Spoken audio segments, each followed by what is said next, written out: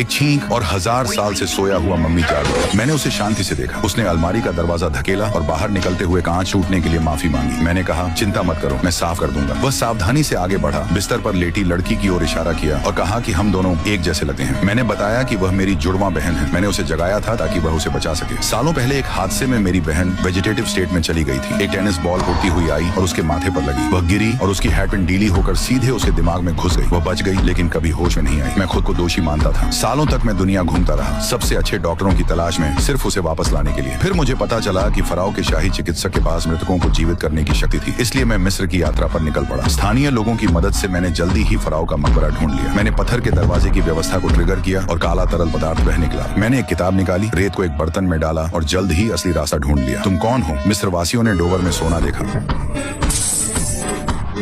मुझे सिर्फ अंदर के सार्कोफेगस में रखी मम्मी की परवाह थी। जैसे ही मैं उसे खोलने वाला था, किसी ने मुझे रोका। फराओ का मकबरा खोलना पाप है, इसके लिए तुम्हें फांसी हो सकती है। क्या ऐसा है? और उसके सोने को लेने के लिए? नहीं। जैसे ही उसने बात खत्म की, उसके गले का आभूषण जीवित हो गया, कसता चला गया और उसे सीधे स्वर्ग भेज दिया। उसका साथी कुछ पलों बाद नरक पहुंच गया। मैंने ताबूत खोला, लेकिन जश्न मनाने से पहले पीछे एक फौज आ पहुंची। उनमें एक गद्दार था और हमें पकड़ लिया गया। लेकिन मैं घबराया नहीं। सिगरेट का कश लेते हुए मैंने अपना लाइटर तेल से भरी जमीन पर फेंका और बिना पीछे मुड़े ताबूत की ओर दौड़ा। ताबूत नीचे सरका और मैं भूमिगत नदी के साथ भाग निकला। अचानक ही इस निकटता को माफ करना, मम्मी को कसकर पकड़े हुए। इतनी मेहनत से मम्मी को वापस लाने के बाद अब मुझे किसी ऐसे व्यक्ति की तलाश थी जो उसे जगा सके। वह व्यक्ति थे प्रोफेसर जा। वह प्राचीन मिस्र के विशेषज्ञ थे। 16 साल की उम्र में फिजिक्स की डिग्री हासिल की और 51 साल की उम्र तक जीवन का रहस्य खोल चुके थे। आत्मा मौत के बाद भी जीवित रह सकती है। उस दिन वह घर पर प्राचीन मिस्री मंत्रों के साथ प्रयोग कर रहे थे जब गलती से उन्होंने एक प्राचीन जीव को जीवित कर दिया, एक टेरोडैक्टिल। इससे भी बुरी बात, उनकी आत्मा और चेतना उससे बंध गई। जब टेरोडैक्टिल ठोकर खाता तो वह भी ठोकर खाते। लेकिन टेरोडैक्टिल का दिमाग बहुत शक्तिशाली था और उसने जल्दी ही उनके नियंत्रण से खुद को आजाद कर लिया।